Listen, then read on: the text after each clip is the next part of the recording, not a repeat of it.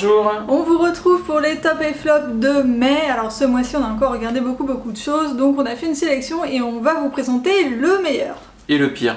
Alors on va commencer avec les séries et on a regardé une série de Amazon Stars Play qui s'appelle The Rook. Alors il n'y a qu'une seule saison de 8 épisodes, c'est une série anglaise. Alors pour l'histoire, c'est une fille qui se réveille sous le pont du Millennium à Londres. Autour d'elle, elle a une dizaine d'hommes qui sont morts, elle ne sait pas ce qui s'est passé, elle a complètement perdu la mémoire, elle sait même plus comment elle s'appelle. Et elle va essayer de retracer en fait son identité et l'histoire, ce qui lui est arrivé, parce qu'elle s'est laissé des indices, donc voilà, elle essaie de retrouver ces indices et de reconstituer l'histoire. Ce qui est intéressant, c'est que en plus de ça, c'est dans une forme de société où il y a des gens qui ont des pouvoirs spéciaux.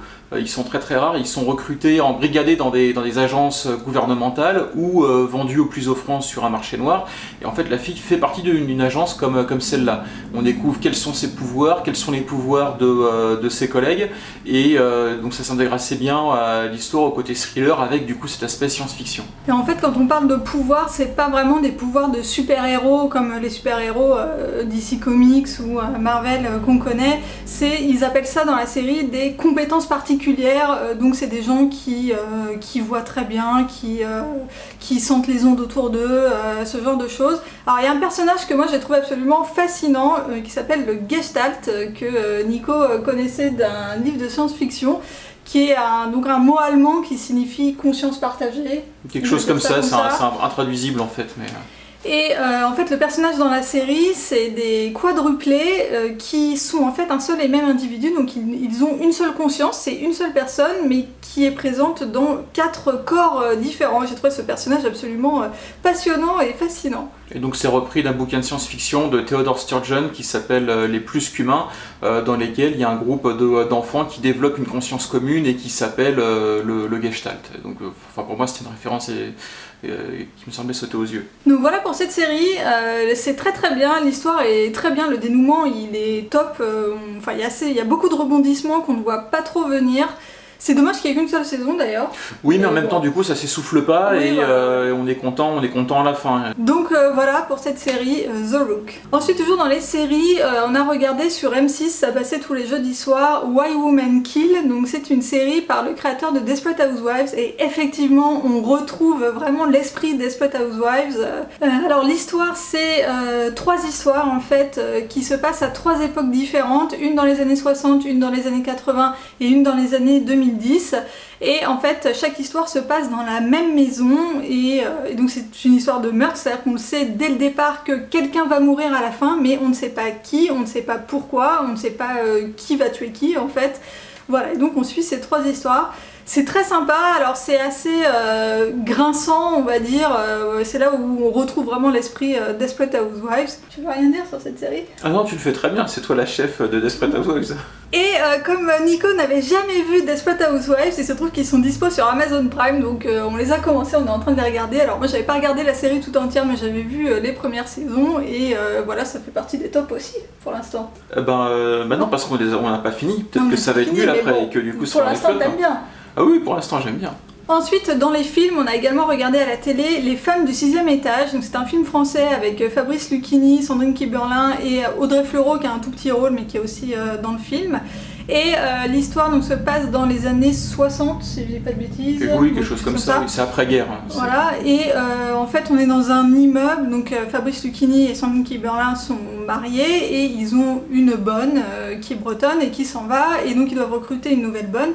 Et ils recrutent une espagnole, il se trouve que toutes les bonnes de l'immeuble sont espagnoles et donc elles habitent toutes au 6e étage, donc dans les chambres de bonnes des immeubles parisiens. Donc on suit en fait ce groupe de femmes espagnoles qui sont des bonnes en France, qui sont venues gagner leur vie en France. Après il faut aimer les films avec Lucchini, au sens où Lucchini, il y a le type de rôle qu'on lui voit souvent, du mec...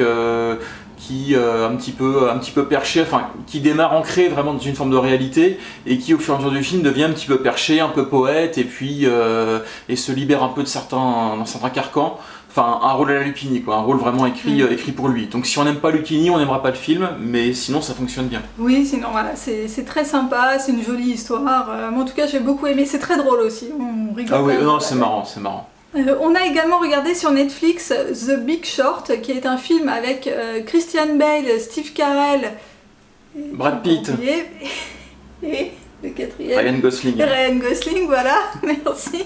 Qui parle en fait de la crise des subprimes aux États-Unis, mais en fait, c'est donc les 4 acteurs là incarnent des gens qui ont parié sur l'effondrement des subprimes, enfin qui ont parié sur la crise en fait des subprimes. Enfin, qui l'ont vu arriver et qui du coup ont pris des positions de marché qui deviendraient favorables au moment de la crise. Donc ils ont gagné en fait beaucoup d'argent grâce, on va dire, à cette crise. Ce qui est intéressant, c'est qu'on sait dès le départ comment le film va se terminer. Il va y avoir la crise et les mecs vont devenir riches.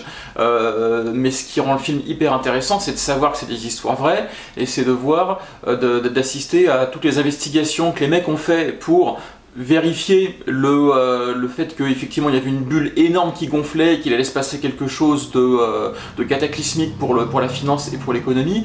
Et d'un autre côté, face à ces 4 gars-là qui étaient de plus en plus sûrs de leur fait tout au long du film, et ben, toute l'industrie de la finance et de l'immobilier qui disait bah non, c'est la teuf, on continue, l'immobilier c'est solide, tout va bien, les perspectives sont bonnes, et qui s'est pris la crise en pleine tronche comme un coup de massue terrible dont on se souvient. Alors par contre c'est un film qui est un petit peu compliqué à comprendre, c'est-à-dire que si vous n'avez jamais entendu parler de la crise des subprimes et si vous n'êtes pas du tout familier avec ce qui s'est passé, ça peut peut-être être un peu difficile à regarder.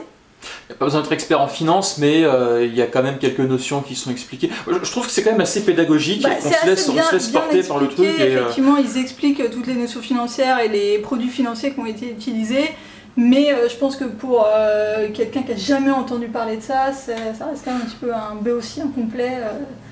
Ouais, mais enfin, c'est quand même bien expliqué. Après, faut avoir envie aussi effectivement de s'intéresser à ces explications-là et voilà. Si on baille dès que les mecs commencent à parler de près, ça va être bien expliqué, on comprendra pas, oui. Ensuite, dans les tops, alors on a un top à vous présenter. Il s'agit d'un DVD que. C'est pas un flop, hein. Ah oui, un flop. Ensuite, dans les flops, il y a un flop qu'on voudrait vous présenter. Il s'agit d'un DVD que Nico avait et qu'on n'avait jamais regardé, qui s'appelle Wanted. Alors c'est un film, on ne sait pas si c'est un film français ou pas au final. Le casting avait l'air pas mal, donc bon, c'est pour ça qu'on l'a regardé. Donc dedans, il y a Depardieu, Renaud, Johnny et... Saïd Taghmaoui, donc le Saïd de La Haine, à l'époque avec Vincent Cassel. Et donc ce film raconte l'histoire d'une bande de malfrats français qui se retrouvent aux États-Unis pour faire un coup, et puis voilà, ça dérape un peu, et voilà. Alors ce film est un flop parce que rien ne va, l'histoire va pas, c'est vraiment pas terrible, c'est pas très bien joué. La réalisation non plus est pas terrible. Je suis d'accord avec tout ce que tu viens de dire. Oui, bah, la réalisation pêche particulièrement. Et le film joue beaucoup sur des quiproquos, des ressorts un petit peu comiques. Et quand on l'a vu, ça nous a fait penser un petit peu à Arnaque, Crime et Botanique de Guy Ritchie. On a vu Arnaque, Crime et Botanique le mois dernier en fait. Donc pour le coup c'était assez frais et c'est effectivement une histoire qui ressemble un peu, on dirait qu'une pâle copie de Arnaque, Crime et Botanique. Voilà, mais en très mal fait, moins bien écrit, moins bien réalisé, moins bien joué, en moins bien. Mais il y a un petit côté nanardesque, un petit peu quelque part avec ce casting improbable qui est assez rigolo aussi. Mais toi t'aimes bien les nanars, mais bon. Oui, mais qui n'aime pas les nanars? Comme moi. Donc bon, voilà, un flop pour ce film. Pour finir, je vais à nouveau parler d'un jeu vidéo, parce que c'est la condition à laquelle je participe à l'émission. Donc je vais à nouveau parler d'un jeu Wii U, c'est Assassin's Creed 3, donc c'est un jeu qui a quelques années, donc oui je suis un petit peu en retard, mais c'est vraiment hyper prenant et c'est un monde ouvert avec de l'exploration de ville mais aussi de l'exploration de forêt, donc on a 2 milieux dans lesquels on peut évoluer, il y a plein d'à côté par rapport à la mission principale où on peut aller à la chasse, remplir des missions annexes qui sont assez sympas, il y a des batailles en mer où on dirige un galion et on tire à boulet rouge sur les bateaux d'en face. Voilà, c'est un jeu d'aventure hyper prenant, hyper sympa, et je pense que quelqu'un par exemple qui aurait joué un jeu Assassin's Creed plus récent pourrait vraiment se plaire énormément sur celui-là. Donc la recommandation du mois, Assassin's Creed 3. Et donc voilà pour ces top et flop du mois de mai. Comme d'habitude, dites-nous dans les commentaires quels sont vos top et flop du moment, et si vous connaissez ce qu'on vous a présenté, est-ce que vous en pensez? Tu te moques. Non, pas du tout. Si. Non, j'accompagne tes gestes. Je renforce ta gestuelle. Voilà, c'est tout pour nous pour aujourd'hui. On vous retrouve donc le mois prochain peut-être avec Nico. Je sais pas si tu continueras à faire les top et flop. Mais si je peux continuer à présenter un jeu vidéo, oui, moi si tu veux. participerai.